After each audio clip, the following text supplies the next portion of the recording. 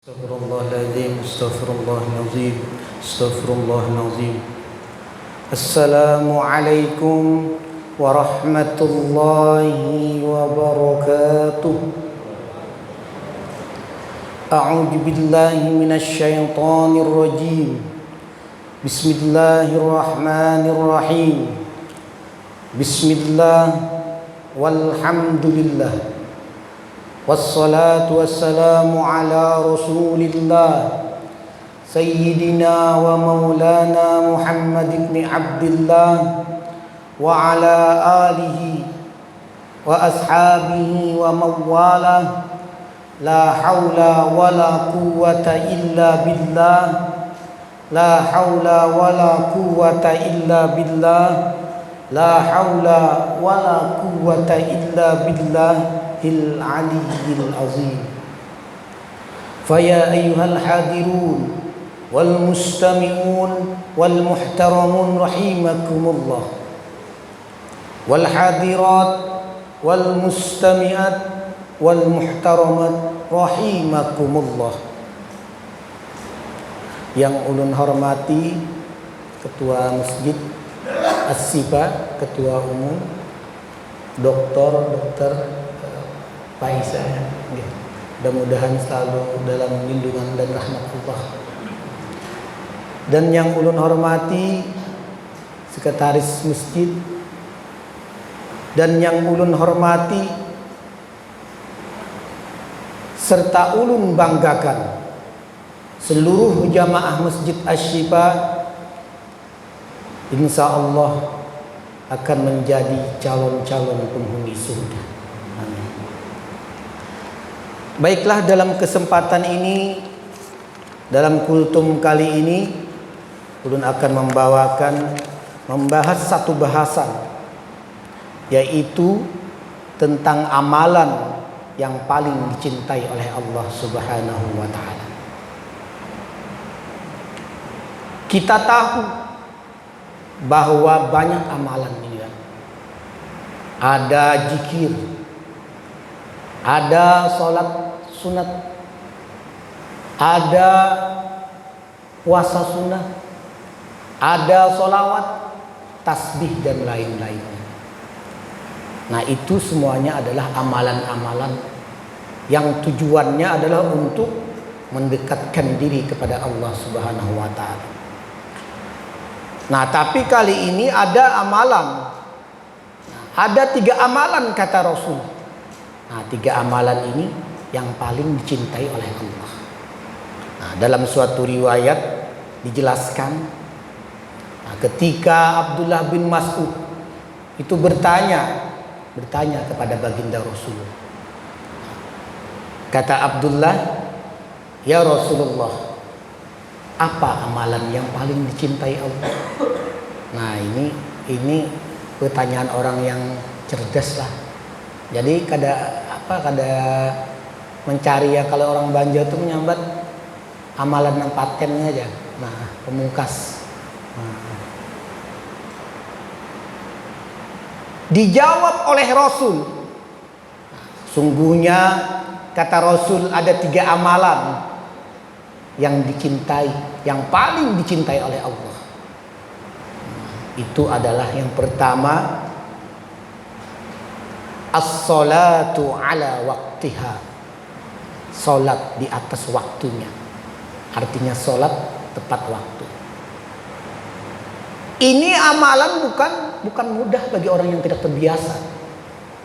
Nah, salat tepat waktu ini dibutuhkan semangat yang cukup besar, kemauan yang cukup kuat. Nah, supaya kawa berjamaah, supaya kawa tepat waktu tadi. Salat ini sudah ditentukan waktunya ya. Nah, subuh, zuhur, asar, maghrib dan isya itu sudah ditentukan waktunya. Subuh dimulai dari jam 4:49. Nah, asar jam 3:30. Nah, sudah ditentukan. Makanya Kata Rasul di dalam surah An-Nisa disebutkan, inna sholata kanat alal mu'minina kitaban mauquta. Sesungguhnya sholat itu adalah wajib yang sudah ditentukan waktunya atas orang-orang yang beriman. Nah, jadi orang ini mampu setiap waktu sholat dia pasti di awal waktu tadi. Nah, di tepat waktu lah. Nah, makanya kita latih. Nah, mudah-mudahan kawa lah, mudahan kawa sembahyangnya, jangan baca sembahyangnya kawa tepat. Nah, jadi mendengar ajan bahancap aja, jangan mengulur-ulur waktu. Allahu Akbar, Allahu Akbar. Apa aja, ajan aja masih aja, panjang aja lagi aja, belum juga lagi sembayangan. Nah, ini mulu-ulur nih, lawas aja lagi aja, masih ajan aja. Nah, ini janganlah. Nah, ini mulu-ulur waktu. Nah, orang yang menunda-nunda waktu sholat, orang yang mengulur-ulur waktu sholat, selain dia tidak mendapatkan keutamaan sholat tepat waktu, dia juga digolongkan oleh Allah termasuk orang yang celaka. Bayangkan, ini yang sholat yang celaka hanya karena menunda sholat tadi. Fawailul lil musallin, celaka bagi orang yang sholat, kata Allah di dalam surah Al-Maun. Nah, ini yang sholat ini, bayangkan, yang sholat saja bisa celaka karena menunda, apalagi nang kada sembahyang. Nah, ini kada di kisahnya. Nah, itu yang pertama. Nah, kemudian menuju ke amalan yang kedua. Apa amalan kedua ini? Amalan yang paling dicintai oleh Allah setelah daripada sholat tepat waktu ini, yaitu birrul walidain, berbuat baik kepada orang tua. Nah, ini bakti kepada orang tua lah. Nah, kalau berbicara bakti kepada orang tua ini cocok kalau kita ceritakan tentang Uwais Al-Qarni. Nah, beliau ini sangat bakti kepada orang tua. Seorang pemuda dari Yaman yang sangat bakti kepada mamanya, abahnya sudah meninggal. Nah, sewaktu ketika saban hari Sidin menggaduhi mama Sidin aja. Padahal Uwais Al-Qarni ini sejaman dengan Nabi, tapi tidak pernah ketemu dengan Nabi. Kenapa? Karena beliau merawat ibunya tadi, Pak. Nah, jadi itu. Jadi ketika itu dia tidak sempat ketemu dengan Rasulullah. Sempat silaturahmi kepada Nabi, tapi ketika Nabi saat perang. Nah, lalu Sidin kada tapi kalau menunggu lawas menggandang kuitan tadi. Karena bakti beliau kepada orang tua beliau.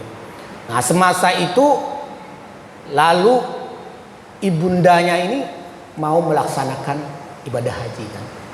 Mau melaksanakan ibadah haji, lalu bingung karena Uwais Al-Qarni ini termasuk orang yang sangat miskin ya, fakir miskin. Nah, lalu sampainya bulan haji, luar biasa baktinya Uwais Al-Qarni ini, sampai ibundanya itu digendong dari Yaman ke Mekah untuk melaksanakan ibadah haji. Makanya pada waktu itu Rasulullah pernah mewanti-wanti kepada sahabat, pada Sayyidina Ali dan Sayyidina Umar. Kata beliau, nanti ada setelah saya meninggal, itu nanti akan datang kepada kalian. Nah, ketika kalian bertemu dengannya, kalian harus minta doa keampunan kepadanya. Begitu istimewanya Uwais Al-Qarni ini. Apa amalannya? Ya tadi, birrul walidain, berbuat baik kepada orang tua. Nah, jadi itu. Nah, lalu dibawalah, digendonglah dari Yaman ke Mekah untuk melaksanakan wukuf di Arafah dan tawaf di Ka'bah. Luar biasanya. Nah, itulah salah satu contoh digendong, bayangkanlah. Nah, itu contoh orang yang sangat berbakti kepada orang tua. Bahkan juga dalam suatu riwayat ketika sahabat Rasul ini ingin berperang tapi kada kawat. datang ke Rasulullah, ya Rasulullah, ulun hendak empat berperang, tapi ulun kada kawa kayak itu, kada mampu. Jadi ya Rasulullah, adakah masih bisi kuitan di rumah? Ada aja. Balik aja ke rumah, gaduh kuitan ikamnya. Itu sama nilainya dengan berjihad, bayangkan. Bahkan orang yang durhaka kepada orang tua, lawan daripada bakti kepada orang tua, itu ajabnya double. Kalau orang pencuri yang tidak ketahuan misalnya mencuri harta apa, mungkin banyak nyamannya di dunia lagi tidak ketahuan, tapi di akhirat kelak dia akan dihukum. Dan juga mungkin dosa-dosa yang lain mungkin diajabnya bisa di akhirat saja, di dunia tidak. Tapi beda dengan durhaka kepada orang tua. Durhaka kepada orang tua ini diajab oleh Allah, bukan hanya di akhirat tapi di dunia pun sudah diperlihatkan. Bayangkan itu. Nah ini, mudah-mudahan kita tidak tergolong orang yang durhaka kepada orang tua ya. Mudah-mudahan kita tergolong orang yang berbuat baik kepada orang tua. Makanya kata Rasul, ridallah fi ridha walidain wa sutullah fi suhti walidain. Ridhonya Allah itu tergantung ridhonya orang tua, serta murkanya Allah tergantung murkanya orang tua kamu. Nah ini, jadi kalau hendak Allah Ta'ala itu ridho, mencari ridho Allah, lawan kuitannya baik-baik lah. Amun kuitan masih hidup, arti berbuat baik ini, bakti ini banyak. Membantu kuitan, memberi duit kuitan, menolongi kuitan, menggembirakan hati kuitan, itu termasuk banyak. Yang tahu itu bebuhan pian, yang bisi kuitannya itu kan masing-masing kuitan tuh masing-masing si dintu nang bahagia di apa, di kayak apa itu, nah kita yang tahu. Nah kalau yang sudah meninggal didoakan, Allahumma gfir lahu warhamhu, doakan minta keampunan kepada Allah. Nah itu. Nah terus yang ketiga, al jihadu fi sabilillah. Nah itu berjihad di jalan Allah. Nah di zaman dahulu orang berjihad itu dengan berperang, di zaman Rasul. Tapi makna jihad di sekarang ini lebih luas. Nah, artinya jihad di sini kita membantu agama Allah. Mungkin dengan menyumbang untuk rumah-rumah ibadah, masjid atau rumah-rumah tahfiz. Nah, itu termasuk ibadah luar biasa. Nah, apalagi menyumbang di masjid ya, untuk keperluan masjid, apalagi menyumbangnya saya di celengan pada waktu subuh, wah itu luar biasa, double pahalanya. Pertama mendapatkan keutamaan sedekah di masjid tadi, yang kedua keutamaan sedekah subuh. Nah mungkin itu saja dari ulun, mudah-mudahan kita semua mampu melaksanakan amalan yang paling dicintai oleh Allah tadi, ketiga-tiganya, amin, mudah-mudahan. Nah mungkin ini saja yang bisa ulun sampaikan. Ampun maaf kalau ada kekurangan dari ulun. Mudah-mudahan kita mendapatkan keberkahan semuanya yang ada di masjid atau di luar daripada masjid, atau pasien-pasien kita doakan mudah-mudahan cepat sembuh semuanya ya. Nah mungkin ini saja dari ulun. Wabillahi taufik wal hidayah. Assalamualaikum warahmatullahi wabarakatuh.